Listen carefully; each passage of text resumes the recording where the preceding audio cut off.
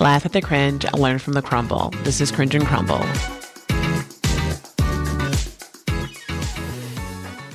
Welcome back to Cringe and Crumble. I'm your host, Tanisha. And in my last episode, what's the next move when you feel the shift in dating? We talked about that moment when someone's energy changes and you feel yourself starting to spiral.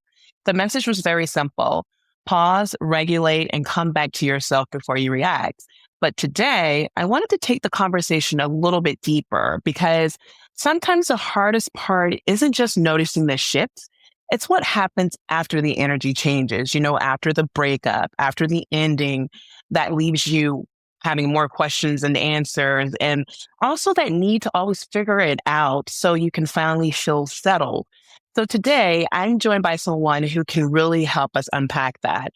Cedric Bertelli is the founder and director of the Emotional Health Institute and co-developer of Emotional Resolution, which is also known as EmRes, a neuroscience-based somatic process. Cedric, you're going to have to help me out on this. And in the episode, we're going to actually talk about closure addiction, why we get stuck chasing closure, and why the brain keeps trying to solve the pain, and how closure is often less about getting one more conversation and more about resolving the pattern inside of you. So let's just jump back into it. So Cedric, welcome to Cringe and Crumble. I'm really glad to have you here today. And before we jump in, I just love for you to introduce yourself in your own words and tell the listeners a little bit about the work that you do through the Emotional Health Institute and EmRes, because I think your lens is going to actually bring a lot of clarity to this conversation. So go right ahead. Thank you, Tanisha, and thank you for having me in the show. I really appreciate it. To tell you a little bit about me, I was born in south of France in a tiny village where 80 people in the forest. So, I had a happy childhood. I was a very anxious child from the get-go. So very happy childhood and still an anxious child. I did my studies and I didn't do well at school, so I decided to study to become a chef. Oh. So I went to culinary school and I did that. And my last internship was in Vermont, Burlington, Vermont, because it was like a cooperation between my school in France and the New England Culinary Institute. And that gave me an opportunity to be hired by the Ritz-Carlton. So a year after coming to Vermont, I was hired in Half Moon Bay at the Ritz-Carlton as a chef. And I worked for the Ritz-Carlton company for many years, first in the kitchen and then as director of restaurants, director of banquets. And I quit in 2008 to study what I'm doing now, to study somatic therapy, first in France, then came back in 2011 in the USA, kept on studying, opened my practice, and then developed Emotional Resolution, or EmRes, in collaboration with, among other practitioners, Dr. Jacques Fumex, who is a gastroenterologist from the University of Lyon in France. And in 2019, we opened the Emotional Health Institute. That is a nonprofit that is operating out of the USA, France, and now Japan since 2023. And through the Emotional Health Institute, we are teaching people how emotions are made, demystifying what an emotional difficulty is, why the brain creates it, how it does create it, and how can the brain release it. And we also teach the emotional resolution methodology to therapists, cops, HR professionals, you name it. Basically, EmRes does what it says in the title, right? Emotional resolution, in the sense that we resolve, as you said earlier, debilitating emotional patterns. So all those emotions that keep on coming back and overwhelm us, we know that they're not congruent with what's happening in our life. We know they come from our past. We try to manage them, but they're still coming back. And they don't have to come back. That's what we do. We resolve them so they don't come back. See, that's perfect. That's why I knew you were great for this episode. Well, I do my best. I do my best. But I do think that what you're talking about and what we're talking about here, it goes hand on hand. I agree. It does. So with that, we're going to jump right into it because I want to actually start there. I want to start right after the shift, especially after like a breakup or any type of ending. A lot of us just get stuck in that needing that answer and replaying those conversations. Yeah. And I want in that closure. So for you, what is actually happening in the brain and the body in that moment then? Well, I think it can be several things. When you were describing at first, what my mind went to is safety. When we're in a relationship, even in an abusive relationship, there is a sense of safety. Even if the relationship is toxic at the end, or if the relationship was toxic, there is a sense that even if I know I'm going to receive pain, at least I know what's coming. Very And that true. for the brain, in a strange way, I'd say, brings safety.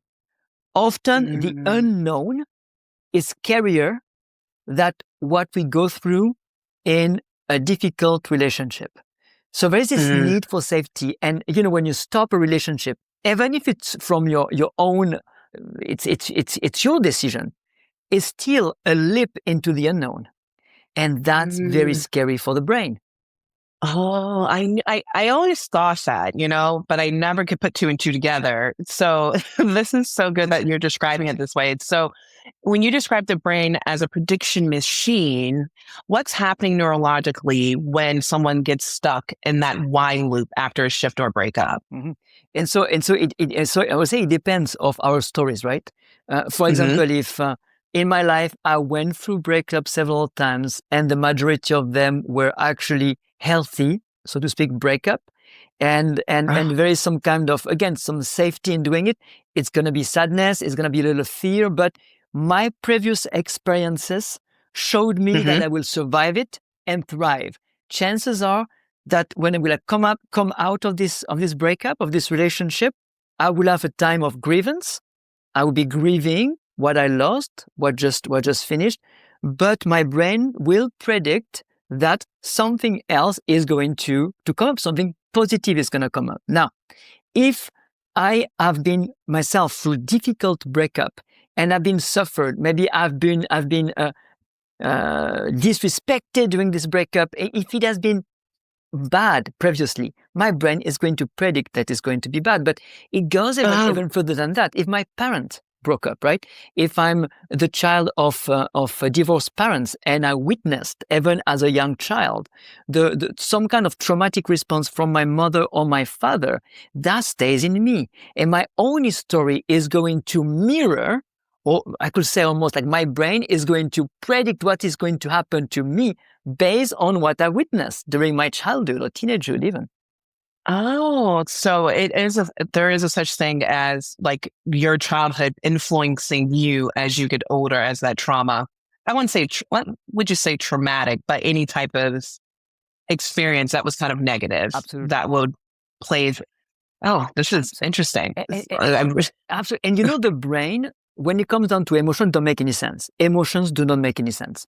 I can tell you how an emotional difficulty is made later. And you'll see that an emotional difficulty is made by instant of dissociations.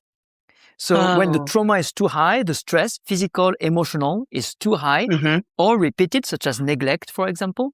Like a neglect is not a shock, but someone who is being neglected over and over again, that's going to create a root for later, probably a debilitating emotional pattern.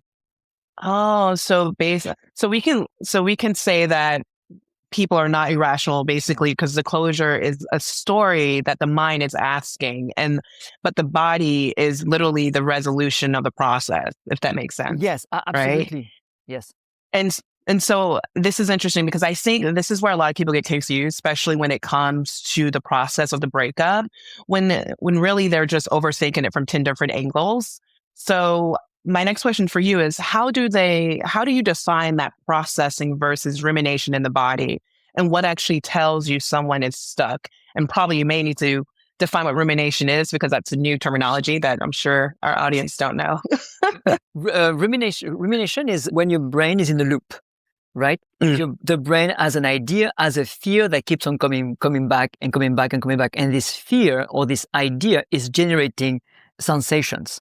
So it's an Oh, idea that generates a fear. What is a fear made of? A fear is made of physical sensations. We call that interoception.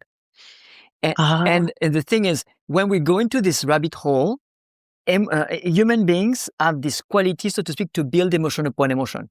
So you have a Mm. fear to be alone. And then you feel shame because you're 45 and now you're alone.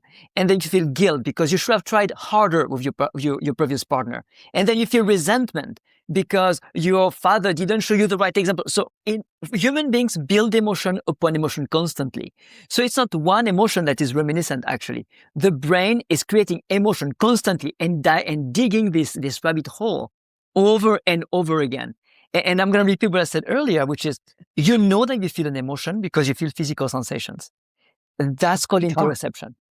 Oh, so it's kind of like your emotions are basically compounding. That's it's just almost like money over time. That's right. One after another. One after another. Oh, and one after another. Yep. Oh, and yeah. if I want to be even more precise, if you will, a negative thought only comes out if it generates fear. Often I take the metaphor of the hippo. You know, a hippopotamus always have birds on their back eating the parasites. Well, in this metaphor, the hippo is the fear. And the birds eating the parasites on top of the hippopotamus are the thoughts.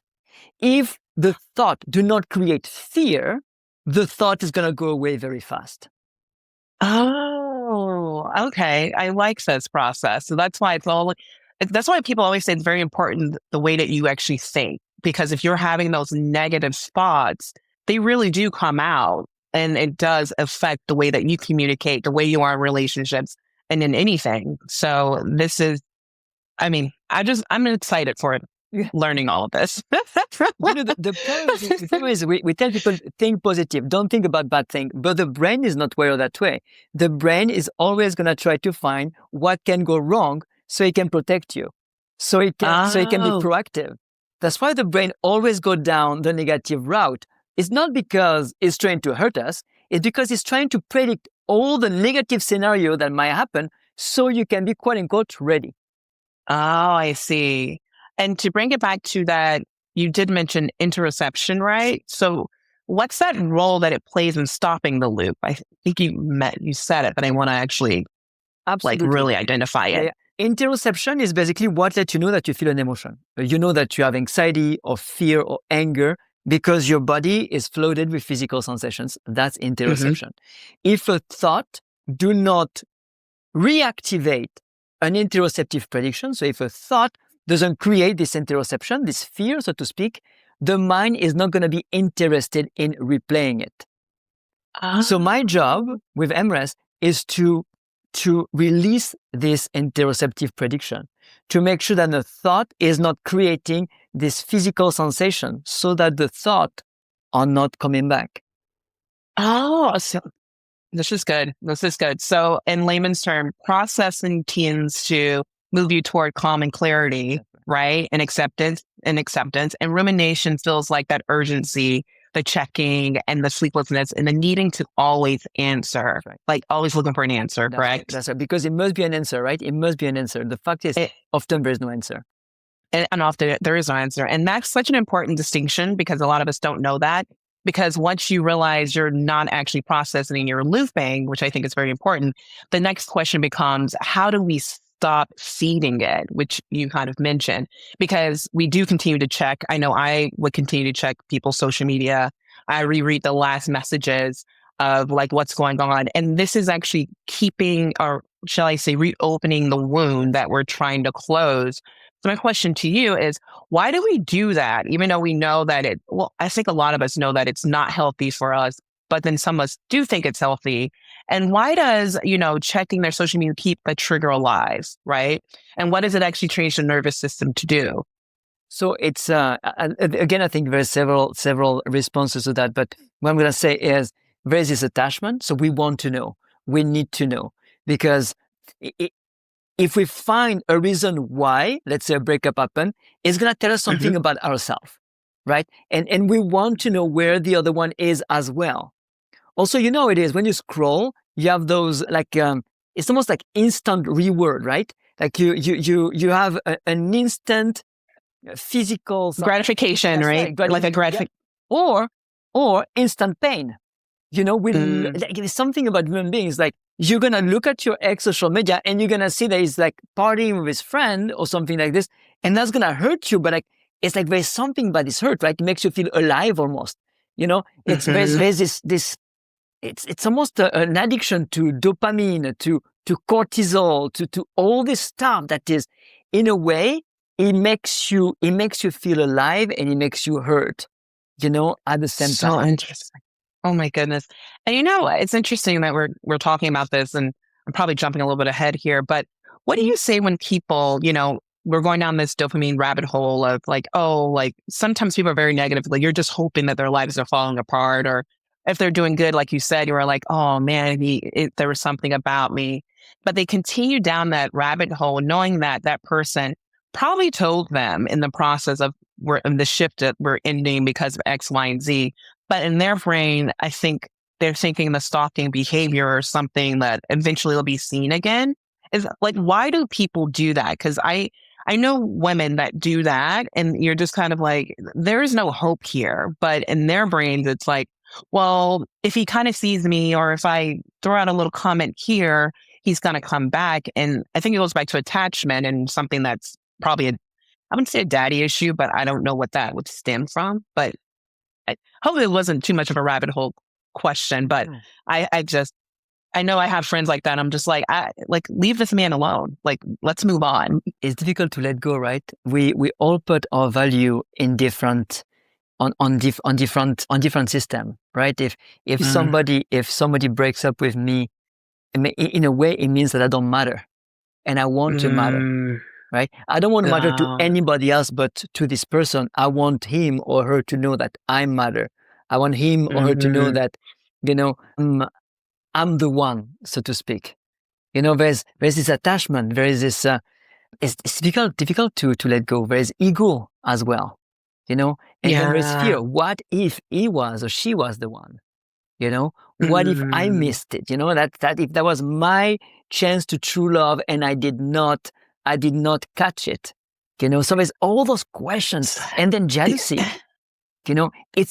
we are human beings are fear-driven mammals. We feel so much fears about so many things. And we have this tendency to lean into our hurt, right? Again, when we hurt, in a way, we feel, in a strange way, we feel alive. That's good. That's very true. And why do you think it takes certain people longer to get over this, or even you're not getting over it? Because it's baby steps, right? It's not like a one-all end all, which kind of brings me to the next, question of how do we resolve this, and tell us more about EmRes. But why is it that it takes some people, they can be over the person in a day or two, and then other people, it could take years before they get out of this ego-driven mindset of like, that should have been me. Why is it not me? And it becomes this obsessive behavior that none of us can understand, but maybe you can talk to that. Well, I think it depends on many things. I think it might depend on our personal history. I think it might also depend on our self-value, how we see ourselves, our self-worth, and again, fear, right? It's like, why did she leave me? What is wrong with me? I want to see it. I want to see what's wrong with me. And we go through so many different phases during breakup, right? Like self-worth, and then anger, and then hatred sometimes. And it's all based on hurt. And I think our own experiences, what we lived from childhood, is definitely influencing that. And this is actually a perfect place for this, because it's like, what does the resolving the trigger looks like? And this is where I want you to really explain, what is EmRes and how does it differ from the traditional talk-based approaches for people? Yeah, it's a great question. And the main difference is with EmRes, if you're looking for an answer on why do I feel this way, EmRes is not going to bring it to you. Like, this is not talk therapy. We're not going to dig into your personal history. No. EmRes is purely based on how the brain constructs emotion. And it shows us that we do not have to revisit any trauma or any personal wounds to resolve that emotion. So maybe, would you like me to tell you how an emotion is created in the brain? That was going to be my next question. I think it's important so we can demystify all that. So we have to have three main things in mind when it comes to emotional difficulties. The first one is that our brain predicts constantly. That's what keeps us ahead of the time. The brain is an incredible machine to predict. You can see that with anything. For example, food, right? Granny Smith apple, like those bright green apple. When you have your first one, maybe you're 5 years old, and you have your first one, so you take a big bite and you have a first experience. The acidity, the juice, the crunchiness. After this one experience, every time you're going to have an apple like this in your hand, before biting it, your brain is going to predict exactly the experience that you're about to have. It's a prediction. When you're thirsty, let's say you go work out, you come back home, you're very thirsty, you take a bottle of water, you're drinking it. It takes about 30 minutes for your body to integrate the water that you're drinking. However, at some point, you're not going to be thirsty anymore. Your brain predicts exactly how much water you need in order to quench your thirst. It's prediction again. You will see that an emotional difficulty that keeps on coming back is a prediction. No, go ahead. You have a question? No. I was like, oh, this is gold. So keep going. The second thing we have to remember is that the brain has a capacity to update prediction extremely fast. So people think, it takes forever to heal an anxiety or the fear. No. Actually, it happens in a matter of seconds. I'll give you an example. Again, resolving an emotion is updating a prediction. We update prediction constantly. I'll give you an example. Let's say there is a new ice cream store opening down the street. And you want an ice cream. It's a hot day in Los Angeles. So you go down there and it's a new store. So you have all the batches of ice cream, but there's no labels. So there's a pink batch, green, brown, etc. And you see the pink batch and you think, it's probably like strawberry ice cream or raspberry. And you feel like having one of those. So the person behind the counter gives you a bowl of ice cream. You go out and have a taste. And as soon as you put it in your mouth, it tastes like smoked salmon. So you were anticipating, predicting some kind of fruit, and then it turned into disgust because you tasted the smoked salmon. That's disgusting. How many bites do you think you need in order to know, until you're proven wrong, that the pink batch in this store is smoked salmon? Oh, yeah, just that one. In a matter of 1 or 2 seconds, you know forever until you're proven wrong that the pink batch in this store is smoked salmon. Not in everywhere in the world, in this store. You updated your prediction in a matter of seconds. And because this happened in a self environment, your brain is going to take this experience and apply it in every realm of your life. For example, if you go into another store 2 years later and there is no label, before buying it, you're going to ask, hey, what is that? Because your brain is going to remember what just happened. So you update and the brain apply it all across your life. That's when there is no trauma. Okay. So that's about the prediction. And now, what we understand today is to create a debilitating emotional pattern. So an emotion that keeps on coming back. At the origin is always the same type of event. It's always what we're going to call a trauma. Now, what is a trauma? A trauma is an instant that holds too much stress, physical or emotional, for us to take on at the moment when we live it. That's it.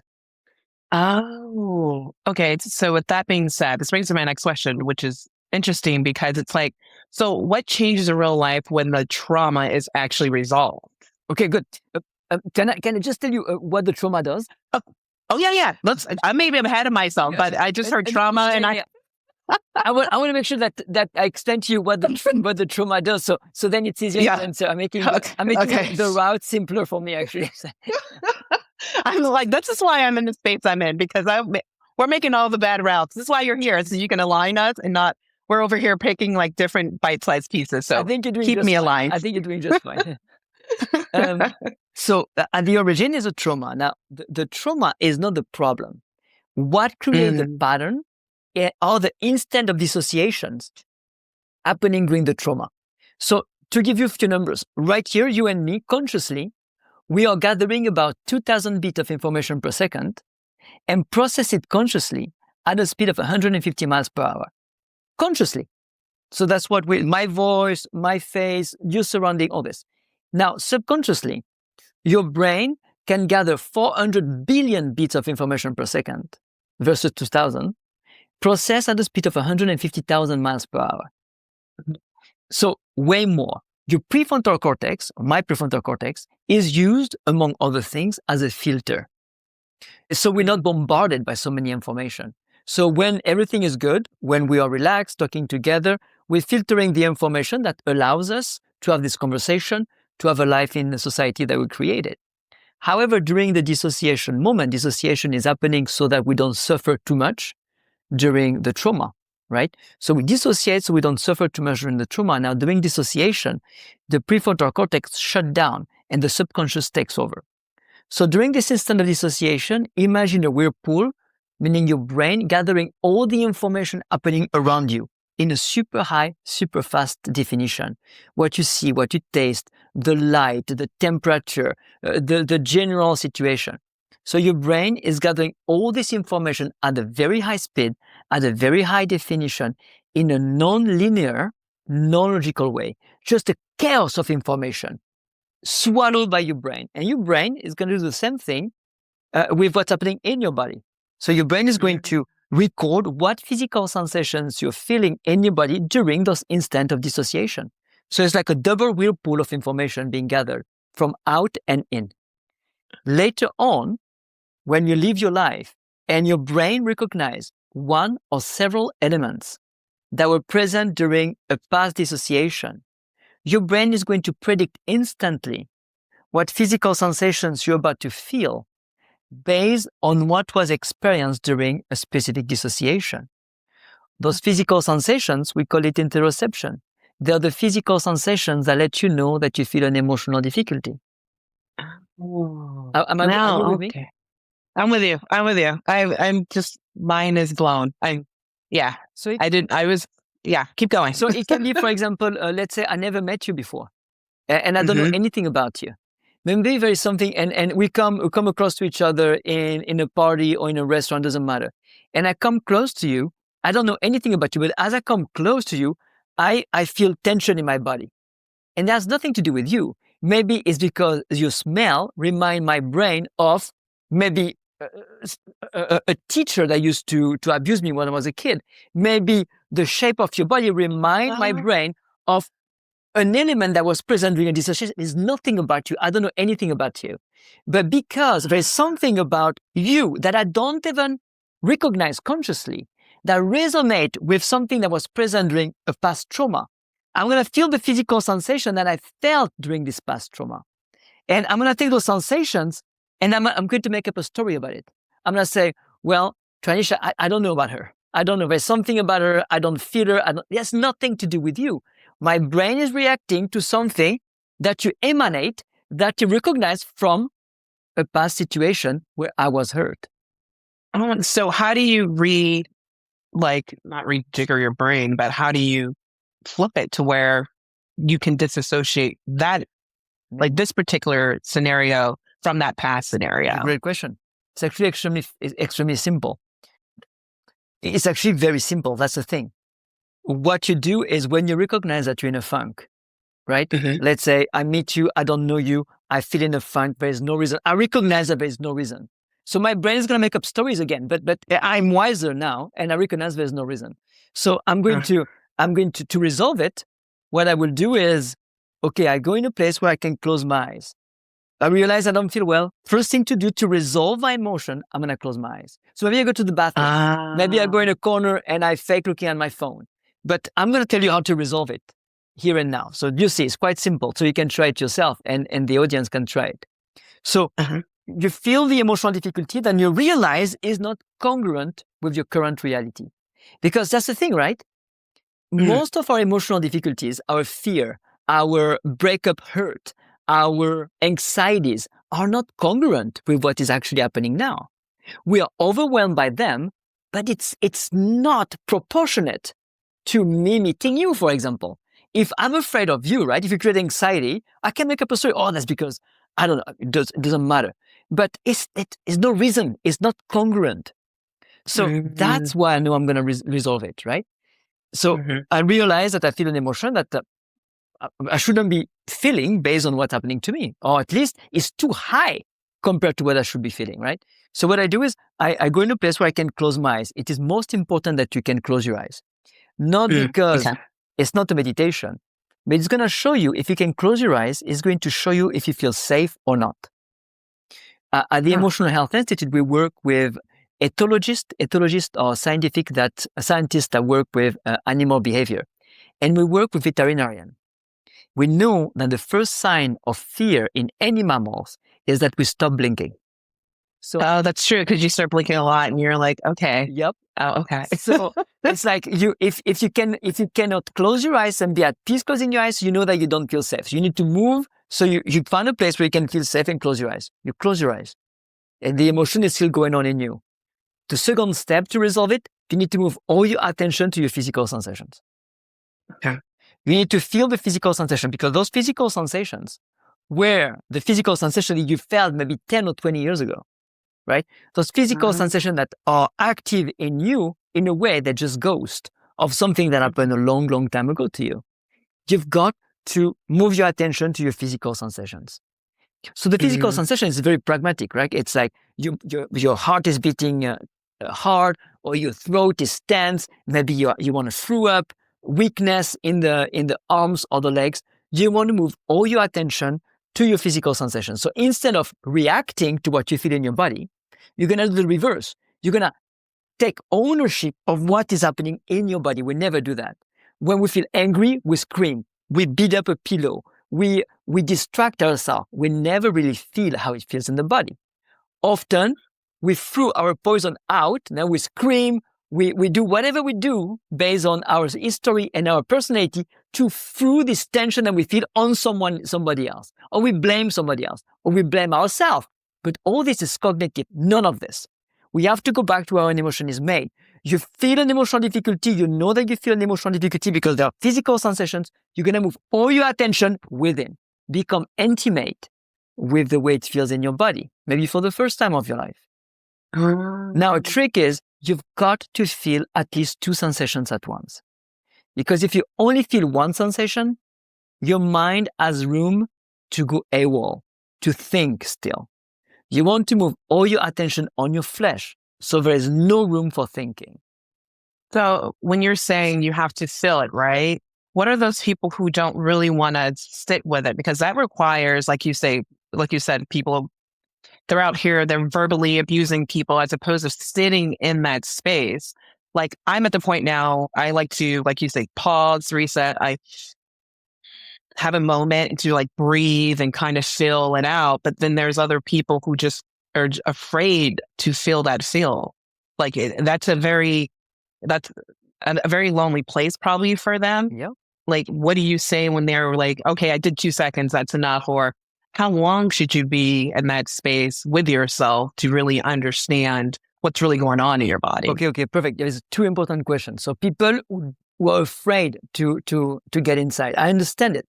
What we are asking them to do is counterintuitive because you don't want to feel what's inside. That's why you're reacting. That's why you're avoiding. But those physical sensations that you keep on avoiding or reacting from, they keep on coming back because you're reacting from them. You have to understand that the reason why an emotion keeps on coming back is because you're short-circuiting this prediction. With EmRes, you will see it disappear because you replay the entire prediction. And at the end of the prediction, when your brain is expecting to be hit by some kind of danger, nothing is happening, you're safe and sound. Oh, and so would you say, I love these steps because that was a part of my closing questions for you and what process we should go through. Oh, no. We're right on track. What was I going to say? When it's not a permanent fix, right? Once we have figured out the tools that we've probably gotten from EmRes to reset ourselves, to understand and be conscious of these emotions. So would you say it's kind of like an ongoing process, or how do you continue to be conscious of that? Because I think what usually happens, and I'm thinking back to relationships, where people bring baggage from an old relationship to a new relationship, thinking that they have healed themselves, when really they really have not. They, like you said, maybe they short-circuited, they did it for like 2 seconds and they felt good. It's like, I'm ready for this dating world. And then now it's like, no, you're not, because then you've got this person expressing to you what is happening. Like, I am not that person that you are going back to. So I know it's a loaded question or lots of questions, but how would you go about that or have them navigate that situation? So it is not a loaded question because it's actually a permanent fix. Okay. It is. That's a permanent fix. It's And that's the power of EmRes, which is once an emotion is resolved, it's resolved. And I'm gonna tell you why specifically, so you can try it, right? You don't have to believe me. By all means, don't believe me and try it, people. That's it. It's in the proof is in the pudding, right? It's when you feel those sensations that you don't want to feel, you move your attention in. You feel those sensations that usually you don't want to feel. You're in it completely. I call that, it's like the ultimate hero journey. We keep on fighting our fear when actually the only way to slay the dragon is to go into the belly of the dragon. And the belly of the dragon are your sensations. So once you feel your sensation, you keep your attention sharp on it. You don't think about what created them. You don't reconnect. No, inside. You're going to notice that those physical sensations are going to change in the body. They're going to evolve. So maybe your throat is going to close up and then open up. Maybe you're going to feel a big nausea or almost. Those sensations are going to change for a timing of 2 seconds to 90 seconds, never more. This is how long an emotion lasts in the brain. Oh, so it's not like a long process, because in my brain, I'm like, it's a 7-step process, like AA, I don't know. But okay, it's not. But it's important. I got to make that clear. Once you feel the sensations, even if it's uncomfortable, you do not want to interfere with them. That means no breath. So, often people take breath, no breath. If you take a breath, you're short-circuiting, you're stopping this natural interoceptive prediction. If the brain do not experience the prediction without you or somebody from your surrounding controlling it, it is not going to resolve it. If you try to control how you feel inside, or if somebody, give you a big hug and say, oh, you're going to be okay. No. It's going to take 2 to 90 seconds, but you need to feel the sensations as they change in you for as long as they change, which will never be longer than 90 seconds, until the end. When your brain can go to the entirety of the interoceptive prediction without the prediction being impacted, controlled, or shortened, at the end of the prediction, your brain realizes that at the end, when it is anticipating to be hit by something like it did years ago, nothing happened. From that very instant, your brain recognized that the trigger that triggered you, or the stimulus that used to create this interoceptive prediction, is nowadays obsolete. It is a non-event. You're not in danger. Just how your brain updated the prediction from the ice cream with earlier example, the same thing happens with emotion. See, okay, now I need to use this like in my everyday existence in life. Yes. Even like sometimes when you think about, we get angry, we're easy to, I know I'll have a negative thought and it'll just spiral and it'll spiral. But you're right. I need to just kind of like release it, kind of sit with it and see how I feel physically and like, why am I doing this? Because even why? I'm sorry, I'm a pain in the butt. But no, you're not. No, this is great.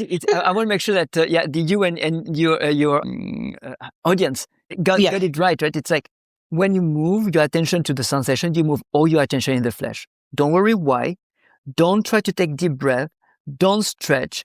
Don't blame others. No, all your attention in the body. You've got to have an intense attention, an intense curiosity to what's happening in the flesh, and feel it until it's done completely. No why, no control, no regulation. Feel it in a safe place. Still in a safe place. That's what. So would you? And it needs to be in that moment. So like not like sitting down, trying to meditate or like, this is the moment to feel, but it has to be within that moment as it instantly happens. That's the natural way to do it. That's what we call emotional hygiene, right? It happens, you do it in the moment. Like if you cannot do it because you're in a meeting, because you're in a public space, then that's when you go see an EmRes practitioner and they can do a session with you, or they can teach you how to do it from a memory. Oh, okay, from a memory. Yeah. So look at not a traumatic memory, but from something in your life currently where you were triggered. They're gonna take this memory, trick your brain to generate the sensations, and you're going to resolve this emotion in the safety of a session. I like that. So now everyone knows where I need to go if we can't do it in the moment, which is to go visit you, Cedric, for EmRes. Oh, yes. Oh, the Emotional Health Institute. Yeah. The Emotional Health Institute. No, this is really, really, really good, because I honestly think my audience and even myself and even who actually works with you, I think this is such a healthy conversation to have because we just are so bewildered about how our brain works, how the body is basically trying to signal to us and tell us what's really going on. And for you to be able to do this and open our eyes to that, I think it's amazing. And to do this for kind of free. Yeah, Because they're not, we're not you're just yeah. like here. You're here and you're telling us the tools because I was going to ask you, like, what can someone do today if they're literally spiraling in this moment of like, I'm going to send the text or this is, like, I just got to do it. And you literally laid out groundwork for them to do step by step in this very moment of how to attack that. Yeah. Thought. It's about not letting yourself, you can be passive and keep on checking your phone. You can remain passive and keep on checking the social media, but then it's pure passivity. You're not in charge. You're letting yourself run by your subconscious trying to no. Don't come back at the center of your life. Do you want to feel better or do you want to keep on suffering? No. Okay, stop being passive, regain some intensity. You feel hurt, put your phone away, sit down and move your attention into what's going on in your flesh. Put yourself back at the center of your life. The other being doesn't matter at this point. It might matter again in the future, who knows? But right now, nothing good will come up if you act, react, or check things out of tension or fear. Nothing good is going to come out of it. Take responsibility of what's happening. Become the master of your inner world again. Put the phone down, sit down, move your attention in the body. Already when you do that, it's going to stop the mind to go in the rabbit hole, right? But you have to be intense into feeling and then feel what's going on in the body. It's not going to last long. And another thing I would say is, for me, emotion lay on 3 layers. Conscious emotion, which are the emotions we're aware of. Unconscious emotion, which are the emotions, if we look for them, we can find them. We don't like them because they do not fit with who we want to be in life. So the shame, the guilt, the self-image, the old resentment, all this stuff that run in the background and we don't like because they don't fit with the image we have of ourselves, of others. And then there are the subconscious fears. Subconscious fears are fears that are made out of tension, that are not strong enough to be labeled, conceptualized as an emotion. But those tension, they create the dynamic of our relationships. They create our mood and such. So if you work with an EmRes practitioner, they're going to tackle these emotions on the 3 levels so that you can be free. Because as we said at the beginning of the conversation, we start with a fear of being alone. And then the brain's going to kick in very quickly on other fears. Shame, guilt, loneliness, fear of dying, it goes very fast. Yeah. And I think I love how you put that all together. I think one of the big things is that what you're saying is that you are in control and people need to understand you take back control and not allow someone else's words or whatever actions be what controls you and how you feel and what you're going through and this closure of what are you going to do after the shift. So it's kind of like a full circle. That's in right. a sense. Absolutely. Of just like, yeah. Absolutely. You've got to put yourself back at the middle of your life. Maybe what happened to you was unfair and yeah, but at the end, it doesn't matter. What matters is you and how you can navigate this situation with more grace, with less tension, because the breakup is hard enough. Why do you need to keep on suffering? I often tell my clients, I said, literally we keep on dying from events we survived a long time ago. You keep on suffering from things you survived a long, long time ago. You survived it, for God's sake. So now you don't have to be in survival mode anymore. You can integrate this with EmRes, for example, and then integrate this information, good or bad, but live on. I like that. So I want you to, is there something that you want everyone else to hear? Because you've tackled so many great things and I probably have jumped around, like I've said before, and I didn't mean to. No. But is there something else that you want people to leave with about you in the Emotional Health Institute, EmRes, and then I'll allow you to, tell people where you can find, whether you can find you at, but what is like your parting words for everyone? Like if they don't listen to anything in this whole conversation that we had, which I think was great, I will be rewatching this, by the way. What would you like for them to leave with, like your parting? always question your pain, in the sense that it is not because you've been feeling a certain way for a long, long time, anxious, afraid, angry. Question your pain, your emotional reaction, and know that it's not because something has been with you for a long time that you cannot resolve it. Any emotion that keeps on coming back, you can resolve, old or new. Also, often we think, oh, I'm an anxious person. It is my personality. I'm an angry man. That's my person. That doesn't exist. Angry men or angry women do not exist. Anxious man or woman doesn't exist. We are only afraid. The anger, the anxiety is just a consequence to fear. So do not judge your frustration, your jealousy, your anger, but don't think it's you, because it's not true. Something that happened to you opened up in you having this behavior.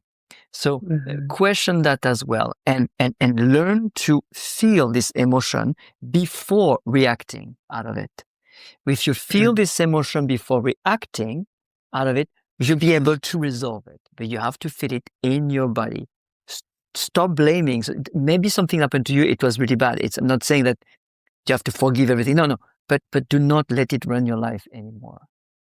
You got to have a little empathy and patience with yourself. 100%. I think, and a lot of people, we just don't have that for ourselves. We have it for everyone else. And I love how you just put that all together.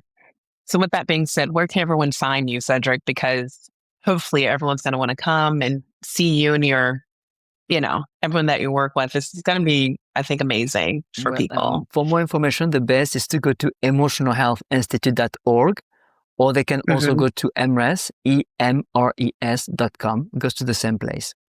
And there you will see the science behind the work. You will see the courses we offer, we teaches, and every month, several times a month, actually, people offer self-EmRes courses. So where they teach audiences how to do this work on themselves by themselves.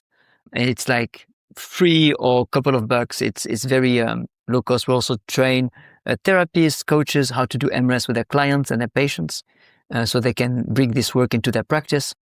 And yeah, come and. Well, that's good. Well, thank you. Well, I want to just give you a personal thank you for being on Cringe and Crumble, because I just love your perspective. And this is something that I should have tackled a long time ago. And timing's always everything. And this is the best time that it's now. So once again, thank you so much. And this is for the audience and anyone else who is ever going through this type of relationship breakup or whatever it shall be.